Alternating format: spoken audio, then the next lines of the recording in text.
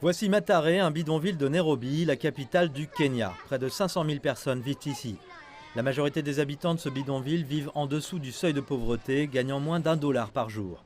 En raison de la forte demande, les masques faciaux sont rares ici. Mais des habitants, comme Bilian Ojiwa, se sont sentis obligés de soutenir leur communauté. Au début, le masque coûtait presque $1.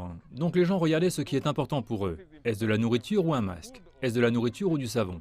C'est donc ce qui m'a poussé à m'assurer que ma communauté soit couverte.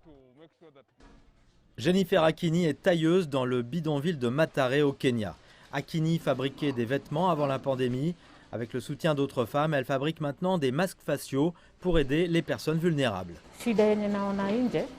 Le problème que je vois là-bas, c'est que beaucoup de gens ne portent pas de masque parce qu'ils ne peuvent pas se le permettre. Ils disent que la pandémie de Covid-19 a eu un impact négatif sur leurs entreprises. C'est pourquoi nous cousons ces masques pour aider ceux qui n'ont pas de moyens. Akini et son équipe fabriquent plus de 300 masques par jour. Dans une autre section, les femmes fabriquent du savon liquide. En donnant ce savon, cela les aide à se laver les mains pour les empêcher de contracter cette maladie mortelle. Les produits finis sont distribués à ceux qui en ont le plus besoin. De jeunes bénévoles de la communauté participent au processus de distribution. Monica Mugure, une vendeuse de rue à Mathare, fait partie des nombreux bénéficiaires. Je suis heureuse parce qu'avant, je n'avais pas de masque. Maintenant, je suis en sécurité et ma famille est en sécurité.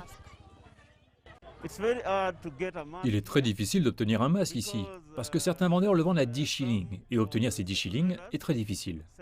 Mais les problèmes de Mathare semblent loin d'être terminés en raison de la surpopulation. Si vous regardez la population et les gens qui vivent ici, et même comment sont leurs maisons, il est très difficile de maintenir une distance sociale. Parce que d'abord, nous sommes une communauté intime, les gens travaillent ensemble, les gens vivent ensemble, les gens vivant dans de petites maisons sont nombreux. Ainsi, le maintien de la distance sociale était un problème et est toujours un problème. La Fondation Bilian, en partenariat avec la Fondation Mastercard, veille à ce que les communautés puissent réduire les risques de propagation de la pandémie. Le Kenya a jusqu'à présent confirmé un total de 199 941 cas positifs, avec 187 824 guérisons et 3 895 décès.